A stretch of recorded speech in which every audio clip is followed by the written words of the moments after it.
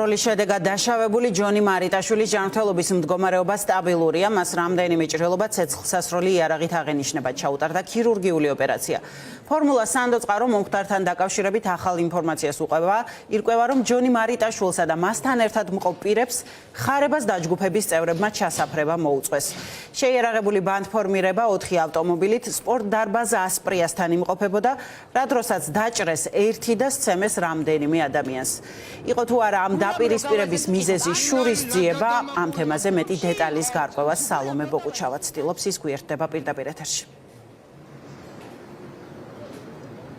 სოფო მაყურებელს მოუყვებით წყაროს მიერ გავრცელებულ სხვადასხვა ცნობებს, სხვადასხვა ინფორმაციას გვაწვდის, ერთის მხრივ ხარებასა და შინჯიკაშვილის დაპირისპირება სულ უფრო მეტად მწვავდება, რამდენიმე სერიას მოიცავს ის დაპირისპირება კი გამწვავდა მას შემდეგ, რაც ბიძინა ივანიშვილის ჩართულობით ჯერ საქართველოში დაბრუნდა შინჯიკაშვილი, შემდეგ გიორგი შინჯიკაშვილმა და ხარებამ ერთობლივი სპეცოპერაცია ჩაატარეს თავისუფლების მოედანზე დეკემბრის დასაწყისში, რა დროსაც შინჯიკაშვილის რაზმის მომადგენლები თავს ქორთიად მერიოდში მყოფ ოპოზიციას დაესხა და გახსოვთ მაშინ რომ დაიწყო დაკავებების სერია. თუმცა ამის შემდეგ ურთიერთობა გამწვავდა და დაპირისპირებაც განახლდა.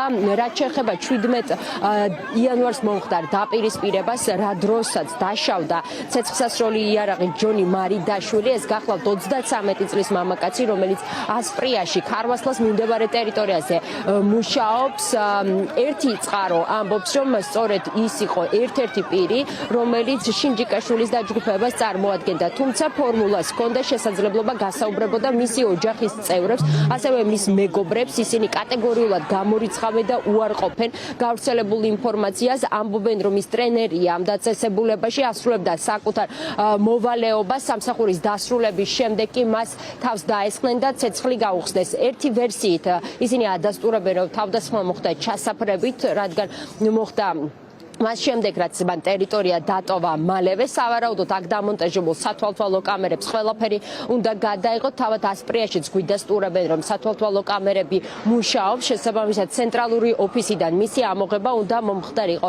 ფორმულამ ოჯახის წევრებიდან ასევე გაიგო, რომ მოხდა დაშავებულის გამოკითხვა, შინაგან საქმეთა სამინისტროს წარმომადგენლების მხრიდან ამოღებულია მისი მობილური ტელეფონიც, ის დასაცველიც, რომელიც მას თავდასხმის მომენტში ეცვა. ჯანმრთელობის მდგომარეობა მისი სტაბილურია, მან მისცა უკვე ჩვენება პოლიციას, თუმცა მას აქვს დაზიანებები სხეულის რამდენიმე არეში, ცეცხლსასროლი იარაღით მიყენებული.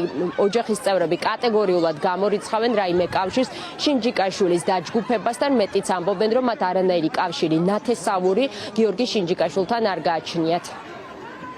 რაღაცა რო ისროლა და ეს რაღაცა შემთხვევა ხან ნამდვილია ხო, ანუ მაგას ვერ გავიქცევით. პერსონალური ტრენერი არის და მუშაობს ასპრის ერთ-ერთ ფილიალში, კერძოდ ქარვასლას უკაროვანი მაგ. და იქ შემთხვევაც მან მოხდა ორ დარბაზის კართან გარეთ. ის იყო ჩასაფრება?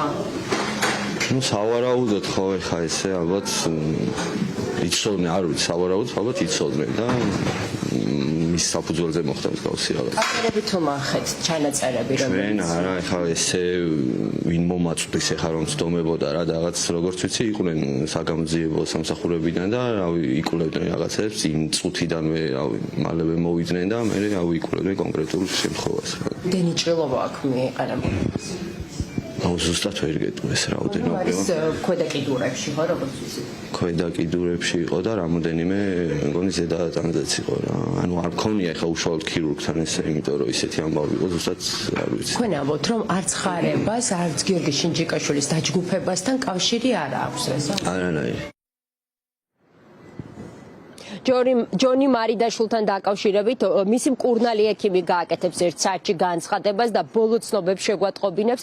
ასევე შინაგან საქმეთა სამინისტროსგან გვაქვს მოლოდინი, რომ ოფიციალურად გამოძიების დაწყების მუხლს დაასახელებს. წინასწარი ინფორმაციით სავარაუდოა, რომ სხეულის დაზიანების მუხლით არის გამოძიება დაწყებული. შევახსენებ მაყურებელს, რომ ჯონი მარიდაშვილი თანამშრომლობს გამოძიებასთან, ის უკვე გამოიკითხა.